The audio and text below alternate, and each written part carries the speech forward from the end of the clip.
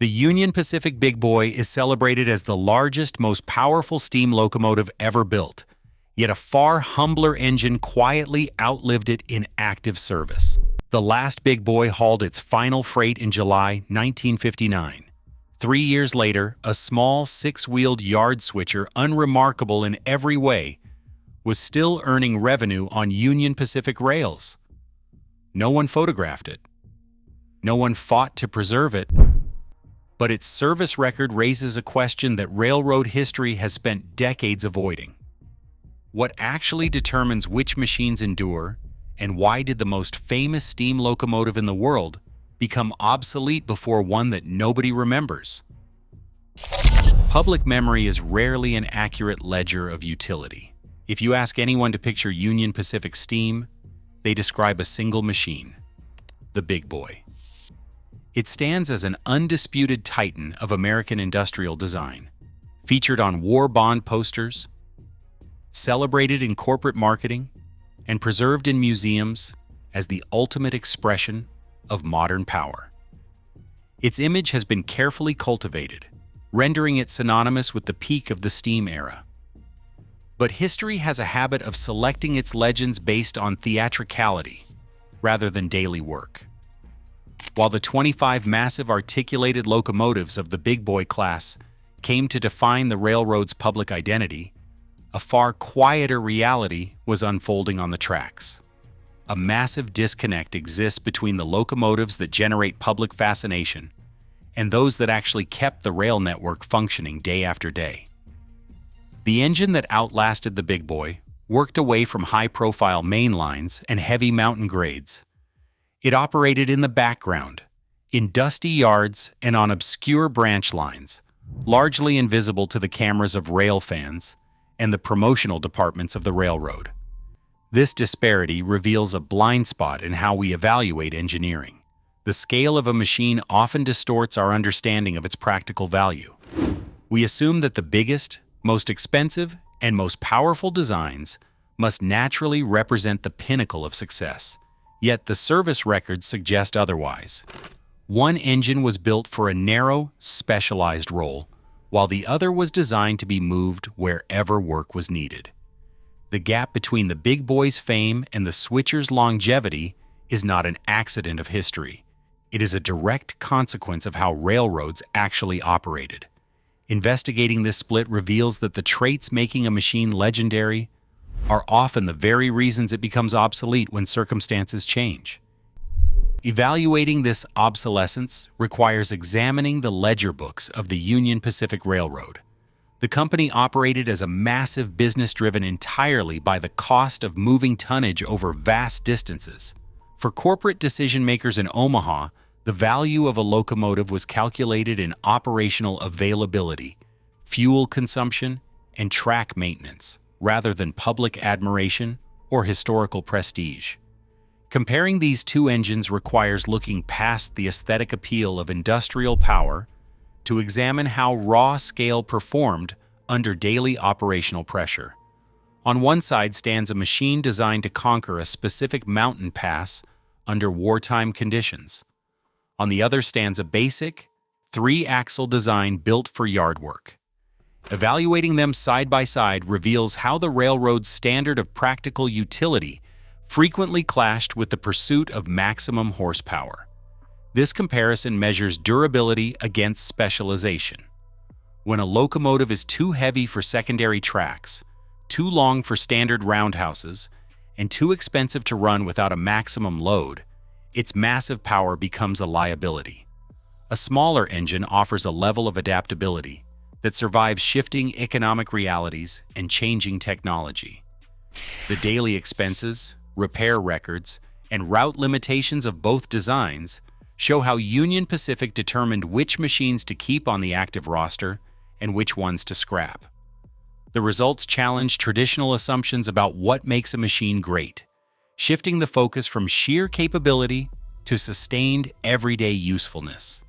This standard of utility, rather than legend, would ultimately decide which locomotive remained in active service. The United States' entry into World War II triggered an unprecedented logistical crisis. On the Union Pacific mainline, the primary bottleneck lay in the Wasatch Mountains between Cheyenne, Wyoming, and Ogden, Utah. Here, the tracks climbed steep mountain grades reaching 1.14%. As war material flooded the network, the railroad faced the daunting task of moving 3,300-ton freight trains over these ridges. Under normal operations, this required multiple helper locomotives, which drained valuable crew resources, congested the mountain passes, and slowed down shipments destined for Pacific ports. The existing fleet of locomotives simply could not handle the sheer volume of wartime freight unassisted. Union Pacific designed this locomotive based on mathematical calculations, prioritizing operational efficiency over public relations. Otto Jabelmann, the railroad's vice president of research and mechanical standards, led the team tasked with designing a locomotive that could conquer the Wasatch grades alone. Jabelmann's design logic was strictly operational. He rejected the practice of double-heading, using 2 locomotives and 2 crews on a single train, as an inefficient use of resources. Instead, he envisioned a single, massive engine that could generate enough raw horsepower to maintain 40 miles per hour up the grades. The resulting design was a 4884 articulated locomotive utilizing 2 independent sets of driving wheels under a single boiler. This allowed the engine to distribute its massive 600,000-pound engine weight across 12 axles, reducing stress on the rails while remaining flexible enough to negotiate mountain curves. The American Locomotive Company constructed 25 of these giants between 1941 and 1944. Designed with 68-inch driving wheels and 4 simple cylinders, the engine developed 135,000 pounds of tractive effort. Every detail, from the massive grate area to the high-capacity tender, was tailored to a single geographic reality. The big boy operated as a highly specialized tool to break a specific wartime bottleneck. But in creating a giant so perfectly tuned to one mountain range, Jabelmann and his team bound the locomotive's fate entirely to the heavy mainline rails of the Wasatch. The physical dimensions of the 4884 wheel arrangement dictated exactly where it could and could not travel. At 132 feet long, the big boy was far too large for standard roundhouses and turntables across the Union Pacific system. Its frame required a minimum curve radius of 30 chains, roughly 1,200 feet, making it physically impossible for the engine to navigate the sharper bends of secondary tracks. Clearance heights presented an equally rigid barrier. Standing 15 feet 6 inches tall, the giant demanded overhead clearances that existed only on the main line between Cheyenne and Ogden, and a few high-capacity corridors. This spatial restriction transformed a triumph of engineering into an operational prisoner. While smaller locomotives could easily be reassigned to flat Midwestern divisions or light branch lines when traffic patterns shifted, the big boy remained locked in place. The locomotive's high axle load of 60 tons threatened to warp or break the lighter rails of secondary routes. If a bridge was not rated for its massive weight, or a tunnel lacked the necessary overhead space, the engine simply could not run.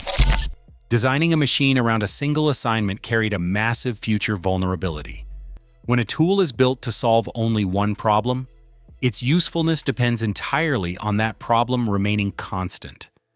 The moment the railroad's needs began to shift, this extreme specialization threatened to turn a masterpiece of modern power into an impractical asset. Union Pacific's marketing department realized that the 4884 was worth far more than the sum of its tractive effort. The physical presence of the locomotive, stretching over 100 feet and towering 15 feet high, captured the public imagination in a way smaller engines could not match. The railroad used this visual power, placing stylized drawings of the engine on war bond posters and national advertisements to project an image of unstoppable momentum. The engine became the physical embodiment of the home front, a steel giant carrying the weight of wartime logistics. This corporate promotion was amplified by a growing culture of railway photography. As affordable consumer cameras became common in the 1940s and the 1950s, amateur and professional photographers gathered along the Wasatch tracks to capture the engine in action. Dramatic images of the locomotive roaring up mountain grades with massive plumes of steam trailing behind were distributed in national publications like Railway Age.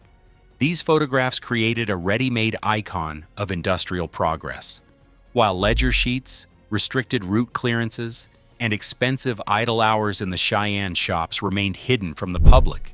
The dramatic imagery of a machine conquering the rugged geography of the American West was visible to everyone. Through this relentless documentation, the big boy transformed from a highly specialized mountain climber into a shorthand for industrial ambition.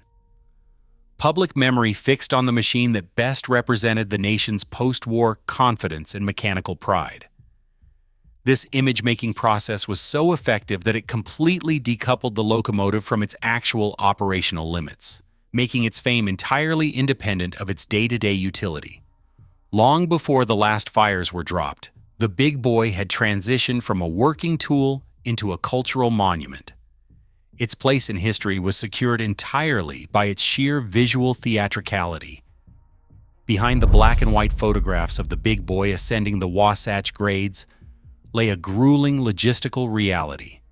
For all its visual power, keeping the 4884 articulated giant in service demanded an extraordinary operational sacrifice. The physical scale of the engine meant it could not be rolled into any standard roundhouse for routine servicing. Instead, its upkeep depended on highly specialized shop pathways. A standard steam locomotive might require a quick inspection and a rapid return to duty. The big boy required a massive industrial infrastructure just to stay on the rails.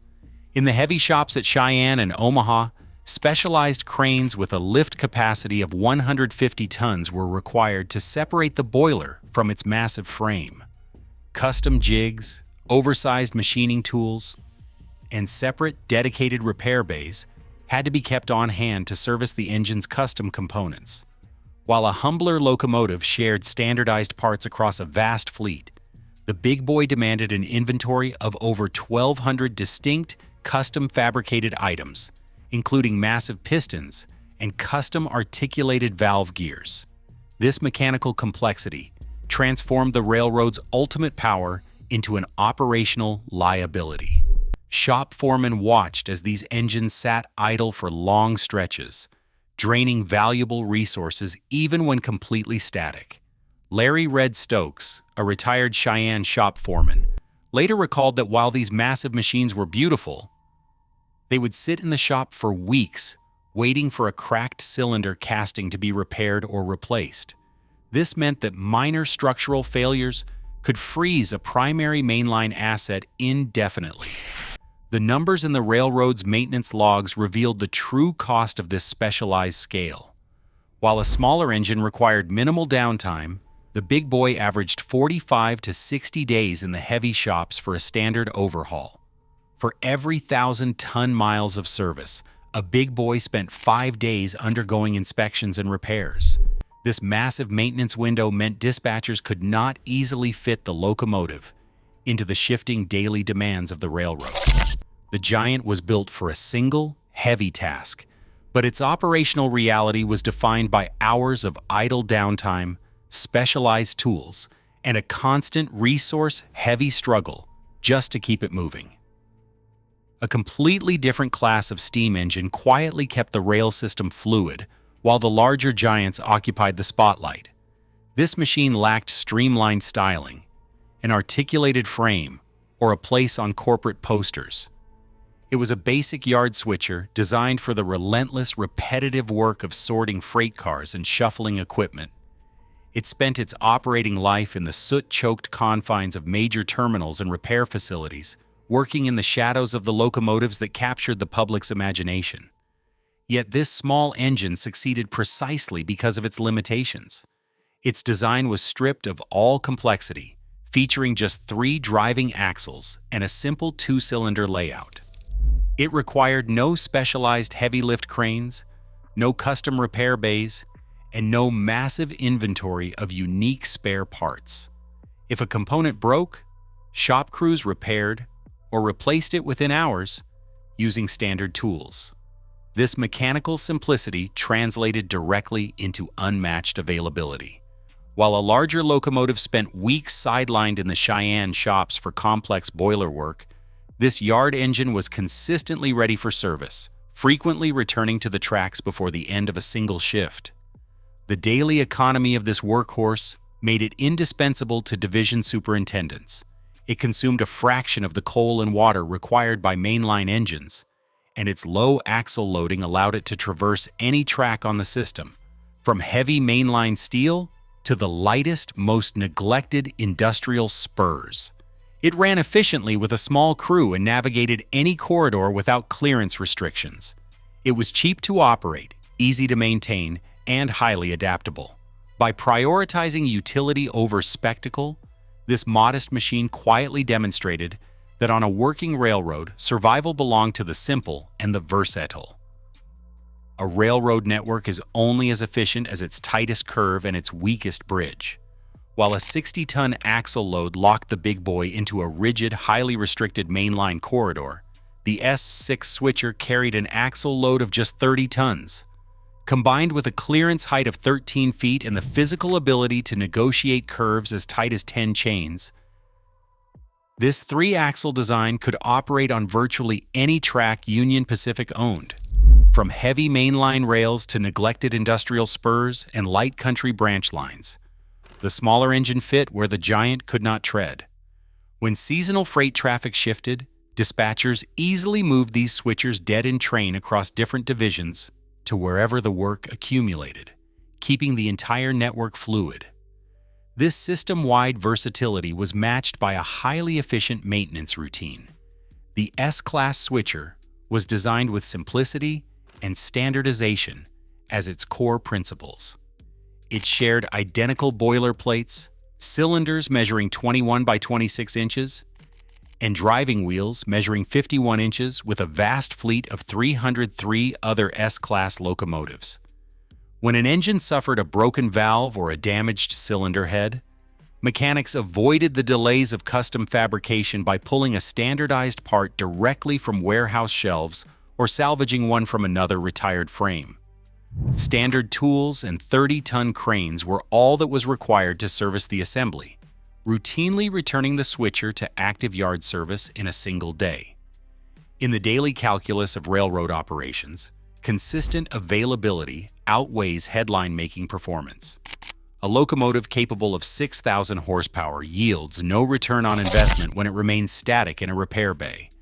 With 34,400 pounds of tractive effort, the switcher delivered exactly the power required for yard sorting and local transfers.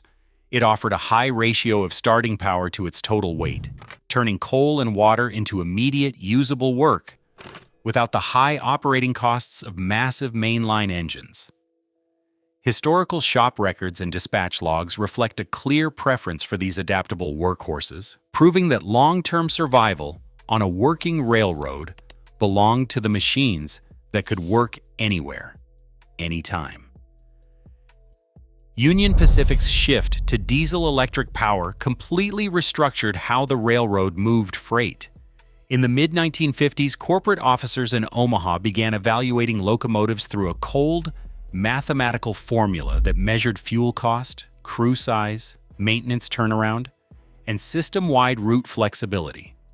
Under this strict financial evaluation, the entire logic of the steam network began to break down. Early diesel-electric road switchers like the EMDSD-24 showed that a railroad did not need distinct engines for different territories. These new machines operated with a 30% lower fuel cost than comparable coal-burning steam locomotives. More importantly, they cut crew requirements in half. A diesel required no massive water towers, no coal handling facilities, and no custom-built ash pits at every division point. Crews simply coupled the units together to match the weight of any train, then split them apart to work local lines. For Union Pacific management, The operating standard changed from boosting single-engine horsepower to ensuring the constant availability of the entire fleet. Standardized diesel units ran thousands of miles with only basic inspections, moving easily from flat Midwestern fields to the steep grades of the West. This system-wide adaptability made highly specialized steam locomotives an expensive, impractical luxury. An engine that could only run on one specific mountain corridor was no longer an asset. It was a bottleneck in a rapidly modernizing network. This reorganization threatened more than giant locomotives. It rewrote the rules of survival for every steam engine on the roster. The economic model that justified the big boy dissolved when the railroad realized that multiple diesel units linked under a single crew could match its tractive effort at a fraction of the cost. On July 21, 1959, locomotive number 4015 hauled a 74-car freight train from Laramie to Cheyenne. When engineer Jack McIntosh and fireman Earl McFarland brought the engine to a stop that afternoon, it marked the end of the class in regular revenue service. This retirement resulted from a calculated business decision, rather than a failure of engineering. The 25 Giants of the Wasatch had been built for a highly specific tactical purpose, moving heavy wartime tonnage over a single mountain division. But the modernizing railroad demanded standard, interchangeable power that could move from flat plains to mountain passes without physical restrictions. An engine that could only run on heavy, high-clearance main lines became an expensive bottleneck. Withdrawing the 4884 fleet represented the abandonment of an entire mainline steam strategy. The pursuit of maximum single-unit horsepower had reached its physical limit. While public attention remained focused on the dramatic scale of these mountain climbers, the ledger books dictated their exit. The Giant was simply too large, too specialized, and too expensive to survive in an environment dominated by flexible, standardized machines. The period of specialized mainline steam giants had ended, leaving the railroad to find utility in far simpler designs. With the mainline giants gone, Union Pacific's remaining steam operations contracted into the quiet corners of the network. Yet in these isolated yards and seasonal branches, the logic of dieselization encountered a different kind of resistance. Diesels were highly efficient when running constantly, but keeping an expensive, high-capital diesel unit idling in a remote yard for sporadic local work made little financial sense. For modest duties, dispatchers still favored the humble three-axle steam switchers. These engines cost almost nothing to keep on standby, and their mechanical simplicity meant they could be maintained with basic shop tools and standardized spare parts shared across a fleet of identical switchers. A 30-ton axle load allowed these small switchers to tread safely on old, light rail, where a diesel or a giant articulated locomotive would spread the tracks. They negotiated tight 10-chain curves around grain elevators and navigated low-clearance industrial spurs with ease.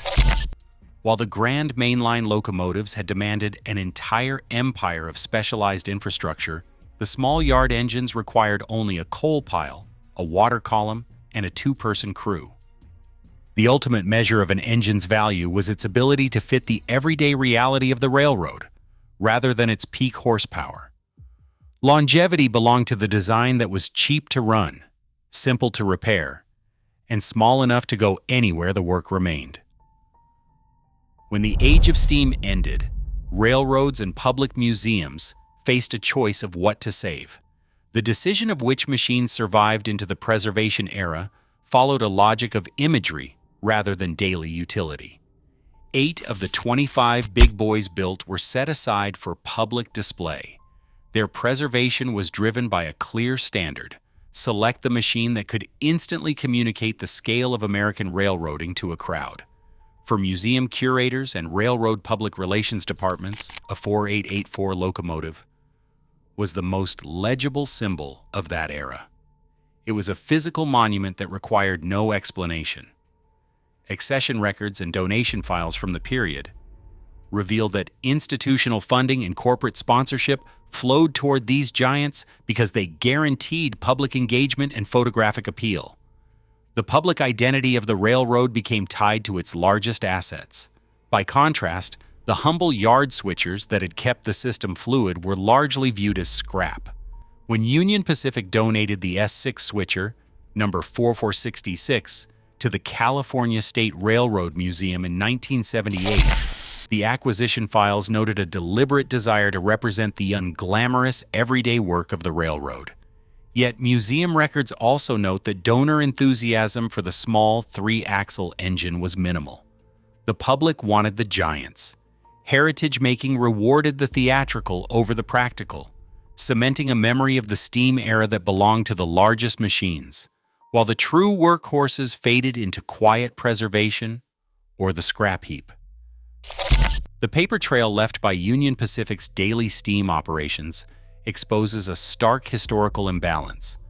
Millions of freight slips, switch lists, and local division ledgers document the decades of unglamorous yard work performed by engines like the S6 class. Yet these records rarely translated into the popular books, glossy magazines, or public archives that shaped the memory of American railroading. While the giant mainline locomotives left behind a rich paper trail of photographic prints and corporate praise, the quiet switchers left only smudge marks in forgotten ledger books. The legacy of number 4466 suffered from its very design, a machine built to blend into the background, to traverse tight industrial curves, and to perform the repetitive chores of the yard, simply lacked the theatrical appeal needed to capture the public imagination. It looked ordinary. It did not conquer mountain ranges or command the attention of national advertising campaigns. As a result, when the fires were last dropped for good, the longer-serving survivor was treated as a relic of utility rather than an icon of progress.